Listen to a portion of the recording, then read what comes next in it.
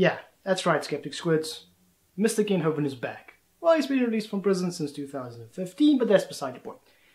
If you have no idea who he is, which is highly unlikely since all of you know who Logicked is, he's the guy Pologia thanks at night for the creation of Eric Hovind. He is the inventor of strawmans. He is the champion of false dichotomies.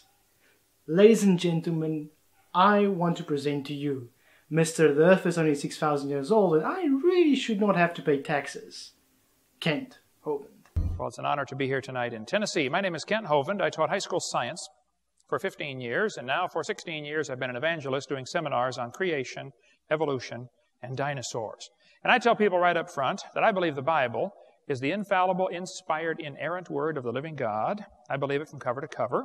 One of my jobs as a Christian is to be ready always to give an answer to every man that asketh the reason of the hope that's in us. The Bible means your beliefs, Kent. Why do you believe in what you believe? I know you believe it's true just because it says so in the Bible and that the mortal sin of stating, I do not know, doesn't work for you. Well, sure, the Bible says that it's perfectly acceptable to champion your beliefs if you're a Christian. Do not for a second think you godless heathens will have the same opportunity. 2 Timothy verse 2:16 says that you should shun the beliefs of the unbeliever. Shun the vain and the profane. How convenient. I think in the last few hundred years, the Christians have not done a good job of answering this evolution theory, and we've allowed this philosophy of evolution. Actually, it's a religion. Okay, hands up how many of you have heard this one before? 1, 2, you can put up your hand as well, it's okay. You see, the thing is, evolution is a scientific theory, okay? There is no parallel between religion and evolution, none. The one explains through the scientific method the origin of the species. The other one explains it's perfectly acceptable to kill children if they taunt an old man. And it's just completely wrong to put your brave cave explorer in your woman's bleeding clutch. Look, you can convince me. Just take the origin of species and kindly point out to me, do me a favor, point to me where the religious bits are. Easy. We've allowed this religion to take over our school system, our legal system. Our whole thinking process now is based on a philosophy which has zero scientific evidence. None. Kent is talking about Darwinism, a term not even coined by Charles Darwin himself. There are many forms of Darwinism: social Darwinism, Darwinian collectivism. Lots of isms I really couldn't care any less about. It's a blatant appeal to nature, and I highly doubt Charles was really interested in that sort of stuff. You see, the thing is, Charles Darwin was a fucking scientist, not a sociologist. We've been offering $250,000 for anybody with any real scientific evidence for evolution. That offer's been out there about 12 years now. There is no evidence for it whatsoever. Just like I have an offer of about the same to prove that the Earth is actually a globe. People believe in it, I understand, but that doesn't make it science, no. Just like people believe in the Bible and that the Earth is flat and really only 6,000 years old. People believe in it, I'm sure, but that doesn't make it science. There are three things to try to accomplish in my seminar. Number one, I want to strengthen your faith in the Word of God. Number two, if you're not saved, I want to try to get you converted. I'll tell you right up front, I'm after you, okay? I'm not sneaking up on you. I'm after you, all right? Number three, if you're saved and you're not doing much for the Lord, then I'm going to try to make you uncomfortable. All right? You know where we're going now. Okay. Okay, this is not my wife. Correct, because you divorced her in 2016. Okay, yeah, sure, it's not really her, it's a picture of her, blah, blah, blah. That's just a picture of her. Last summer was our 31st anniversary, and we sat down and figured out how much money we have spent since we got married. We have spent all of it. We want to change people's worldview. There are two ways to look at this world. That's called your worldview. There are only two ways to look at this world. That sounds a little off. Let's talk about that in a minute. How do you view this world? Some people look at the world one way and some look at another way. We'll talk about that in a minute. But the way you view the world determines how you will answer the four great questions of life. There are four fundamental questions that every single religion on planet Earth tries to answer. The four great questions of life according to you, Kent. My four great questions are a bit different. Look, when am I going to get my next cup of coffee? Where is my significant other and when am I going to see her again? Where is my fat cat? Which is Right there, by the way. You can't see her. Also, what do moon rocks taste like? I really want to. Anyways, in that order of importance. But let me guess, your questions are: who am I? Where do I come from? What am I worth? Blah blah blah. Who am I? Where did I come from? Why am I here? And where am I going when I die? The way you answer those questions is totally determined by your worldview. Some people look at the world and say, you know, it's amazing. A Big Bang made this from nothing. That's the humanist worldview based on the evolution theory. Incorrect, Kent. That's your straw man's worldview. By the way, have you sent him, or not a sexist, to school yet? What you're saying makes no sense. The Big Bang did not create anything. The Big Bang was an event. Do not ask me what happened before the Big Bang. That question makes no sense. Before Big Bang, there was no time. Also, why do you say it's a humanist worldview? Humanism is a philosophy. It has nothing to do with the Big Bang. Humanism is not a religion. It does not have all the silly shit a religion has. Nothing. Big Bang, science, humanism, philosophy. These things are not connected. Do I have to explain it in more detail? Well, of course. Humanism is the belief system that values agency and the feelings and the lives of humans. Right? It's humanism. You can believe that the earth and everything in the universe was created by a potato 10 seconds ago, complete with mental patterns, thoughts and memories pre-programmed. These two things are not mutually exclusive. Other people look at the world and say, you know, there's incredible design. There must be a designer. That's the creationist worldview based on creation. That's a false dichotomy, Kent. You're saying there's only two worldviews. That's obviously bullshit. Don't you remember your debate with Hugh Ross? He's an all-earth creationist. He believes the earth was guided into existence through millions of years and the animals was guided through evolution by God. You know, I'd rather be my own God, doing good for other animals and people. You know, I mean, your God is a jealous being who would not think twice about killing children if they're doing bad things. On a side note, tangenty type deal, did you know that Charles Darwin absolutely despised and hated slavery? Yahweh sure as hell didn't. Exodus 21, verse 20 through 21. It's my favorite. Go read it. Probably link down in the description. And those two worldviews are at war with each other. I mean, somebody is wrong. And I enjoy showing them who they are. Oh, trust me, Kent, I enjoy doing that too.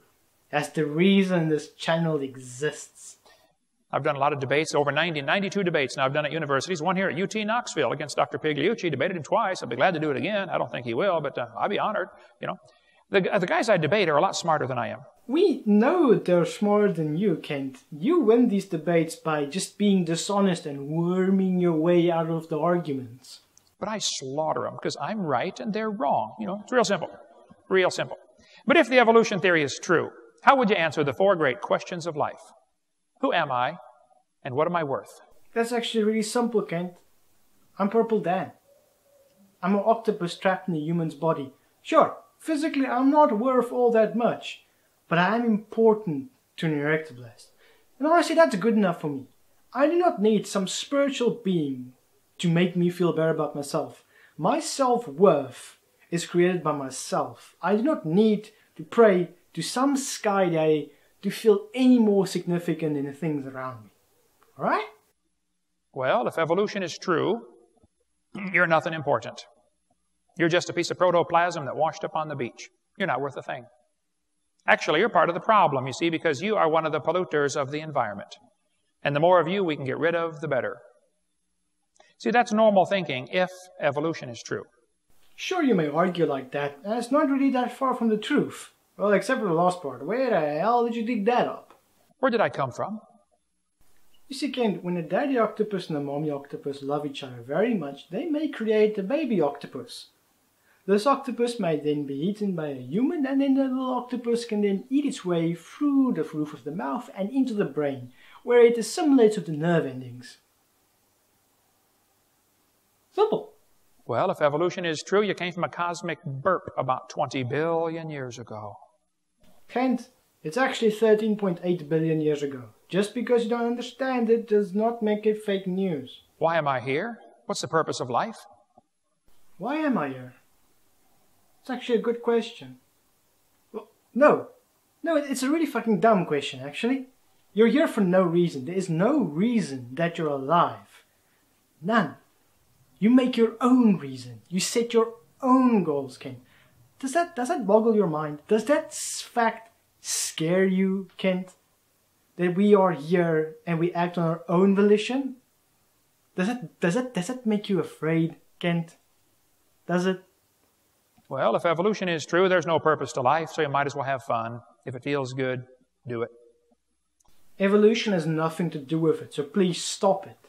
But yeah, shockingly, Kent, if it feels good, do it.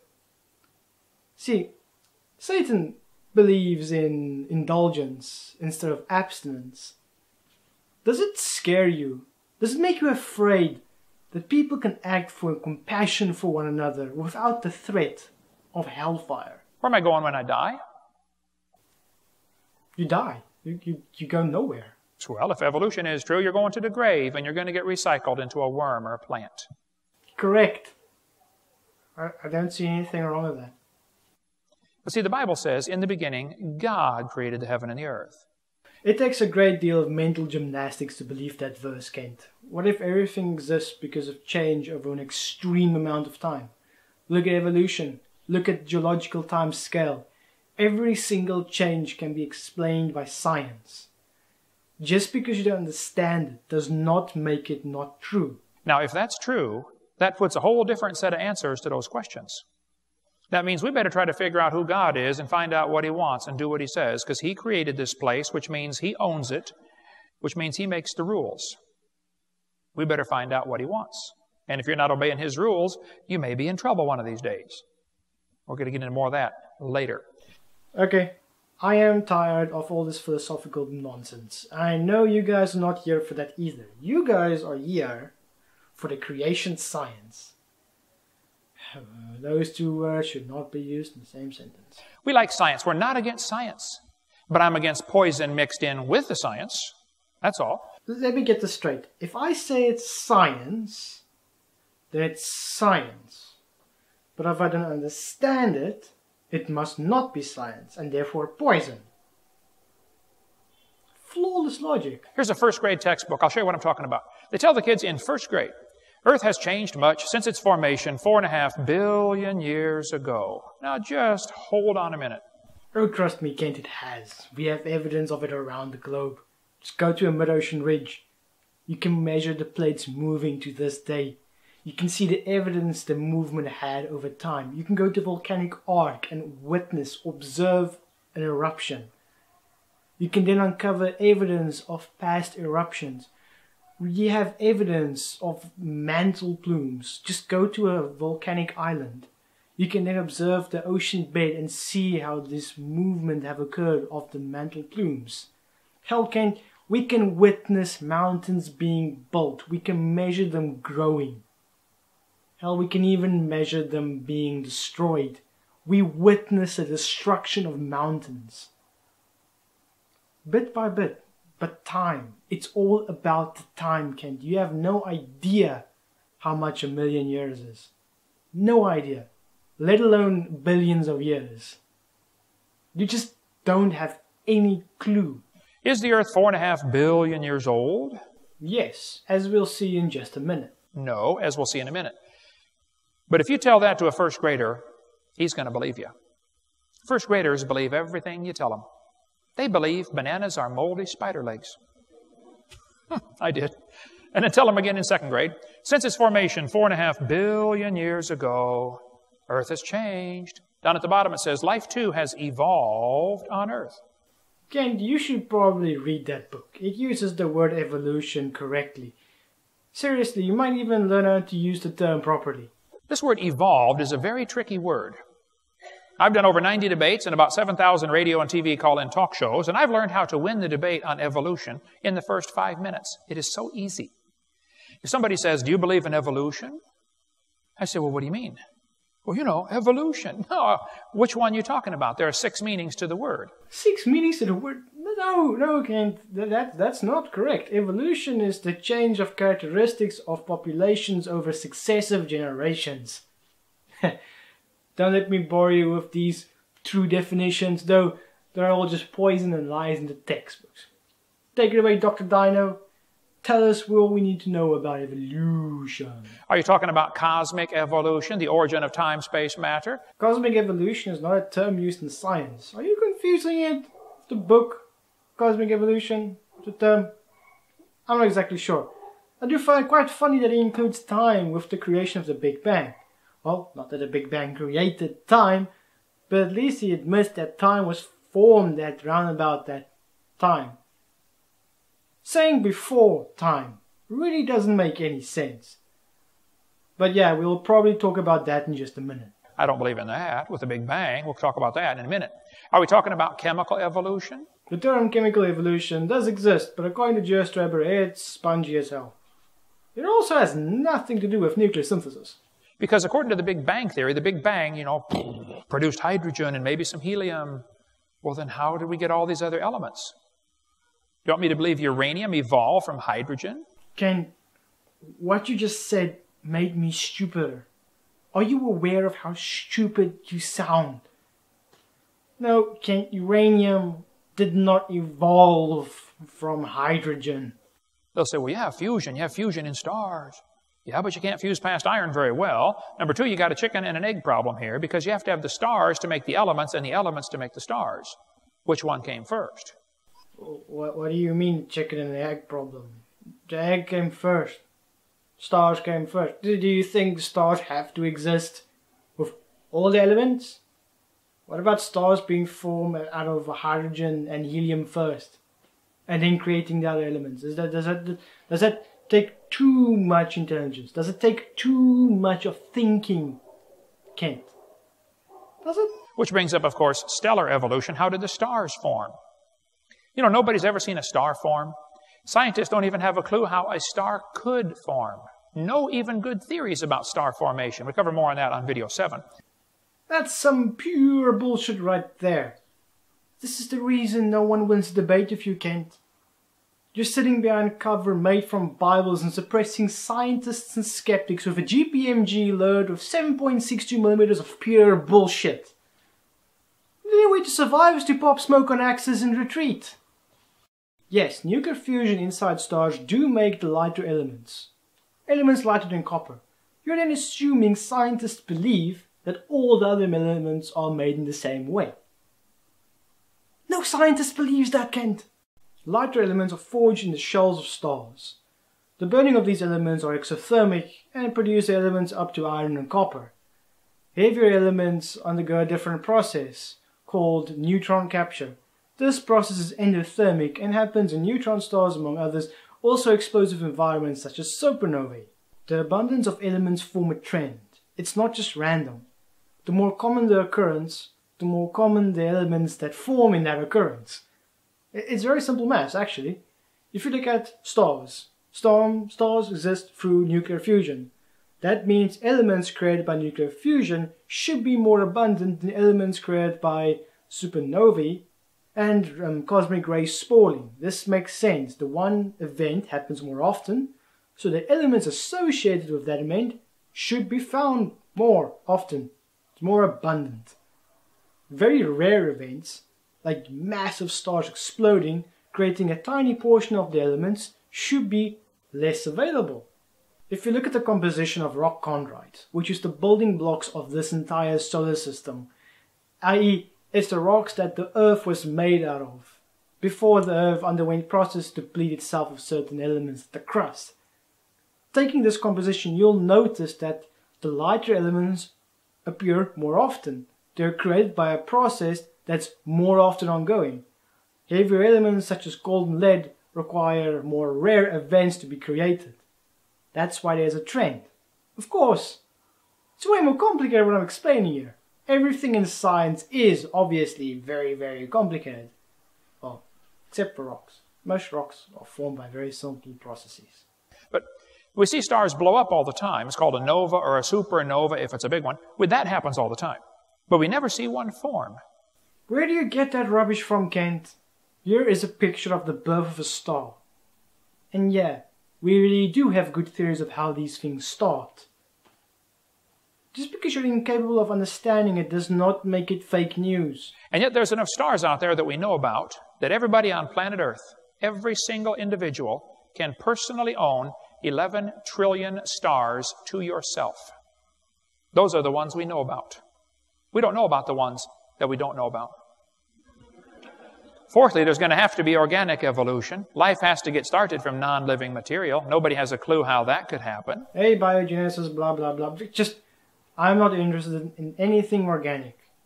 Seriously, just go watch someone's videos who are more clever than I am. i.e. Logic. He'll explain to you everything. Link down below. Then we're going to have what's called macroevolution. That's where an animal changes to a different kind of animal. Define what kind means. That's it. Did you know nobody has ever seen a dog produce a non-dog? Never. You may get a big dog or a little dog, but you're going to get a dog every time. And it could be that the dog, the wolf, and the coyote had a common ancestor. I wouldn't argue about that. They probably did. But every 5-year-old kid knows they're the same kind of animal. I'll show you. Is anybody in here 5 or 6? Who's 5 or 6 years old? Anybody? How about, we got one? Okay. How old are you, buddy? 6? I want you to take a test. Here we have a dog, a wolf, a coyote, and a banana. Which one is different than the rest of them? The banana. Give him a hand. All right. Very good. We have college professors can't figure that out. Okay. That's a very interesting little picture, Kent. I'm sure if you give this to Ray Comfort, he's going to have a very difficult time showing you which is wrong. Scientists, on the other hand, I'm not exactly sure. Maybe if you give it to any sort of scientist that field in zoology, it might have a difficulty. But if it doesn't, definitely not. But yeah, so let's take this little beautiful picture. Let's remove the banana, and I'm going to add in a Tasmanian tiger. Boop, and there we go. Now show to me which one does not belong here. Easy, isn't it? Tell you what I want you to do. When we're done, I want you to go out to the table out in the hallway, and you can pick out any free video or DVD you want. Okay? We've got a bunch of videos and DVDs about dinosaurs and stuff out there. The Bible says the animals are going to bring forth after their kind. Now, Charlie Darwin wrote a book on the table down here called Origin of Species. See, a dog and a wolf are the same kind of animal, but they're different species. He fooled everybody by changing the word from kind to species. We'll get into more of that on video 4. You see, this is why Charles is a scientist and not an idiot. A creationist. Whatever. See, species has an actual definition. Kinds do not. Lastly, we have what is called microevolution. This is changes within the kinds. Now, that one happens. I'll go along with number 6. I think animals can produce a whole variety of offspring. You know, long hair, long-legged, short-legged. That happens. But the first 5 are purely religious. That's not science. We never observe any of those. So if you want to win the debate on evolution, simply define exactly what you're talking about. Actually, we can observe all of the above. In just 2 minutes, you've created your own definition of evolution, commit an argument of ignorance and incredulity, and strawman the living shit out of everything. Well done. And that brings us to the end of my 7th video on Kent Hovind. Been a while.